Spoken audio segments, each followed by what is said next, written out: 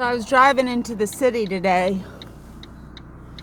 Richmond, and there was a little kitten in a drain. So I stopped and I got out and I tried to get it, but it went back down. And then I sat there and looked at it for a while, and it came up and it was looking at me and meowing. It's heartbreaking.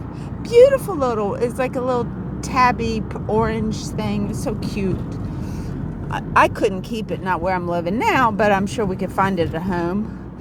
And I could take it out to the farm. But I saw a policeman, so I stopped and I told her about it. And hopefully she took care of it. I said, there's a little kitten in a drain. It's going to get hit by a car. It's just so sad. But I'm not all heart. I was working at this girl's, Elise Daniels' barn. She sells like $40,000 jumper hunter animals. She's like a broker for those kind of hunting animals, for fox hunting. And I was just getting out of the house, I had little kids, and on Saturday I'd get up and go at 6 o'clock and go muck her stalls. And I had to learn how to do straw. She probably had 16 stalls, pretty big barn. And I was loving it. It was chilly. I had my little jacket on, and she would you dump it, and then she would sell it to mushroom growers. I do not like straw. We used to use the little pellets, little wood pellets. But, and then we went on a trail ride. I'm not that great a horseback rider. But it would be funny because in the morning, some of the horses were such good jumpers, they'd jump out of their fence into the other fence. And it was all geldings and mares. There were no stallions, so there was no major problem with that. But she had this little mini horse, and her son was 3. And one day I saw her, he had a little saddle on his back, and she was leading her son around. I thought that was the coolest thing.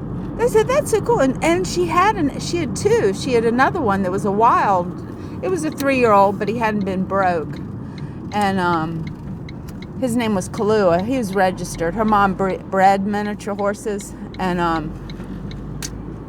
I said, I want to buy it. So I exchanged, I can't remember what I was making, but I think it was like $15,000 to $2,000 because it's an unbroke horse. But he was beautiful. He was a dark bay, little long mane, and so we started tying him up for an hour. And I didn't really know how to break a miniature horse, but she showed me, and we got a saddle on him. And then I took him home for Christmas for my son James, mainly for James, but also for Morgan. It's just Morgan was so little she wouldn't remember. And so on Christmas morning we had the miniature horse there. We had a little barn, and so I took James for a ride. I put the saddle on him, and he was not really well broke.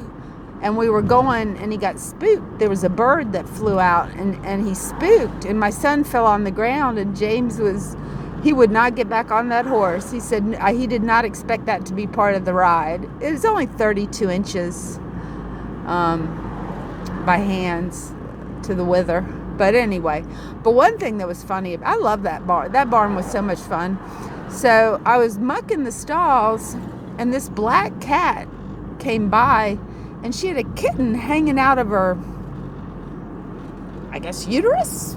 Its little head was out, and it was dead. And it was just walking around the barn with the dead kitten coming out. Talk about abortion. But anyway, life happens.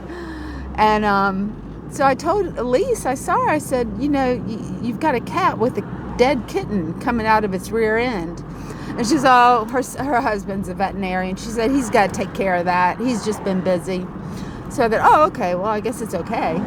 And then the next week I came, and the kitten was still in the female's, and that cat was just going to town all day looking for mice and voles and moles with the kitten hanging out of rear end.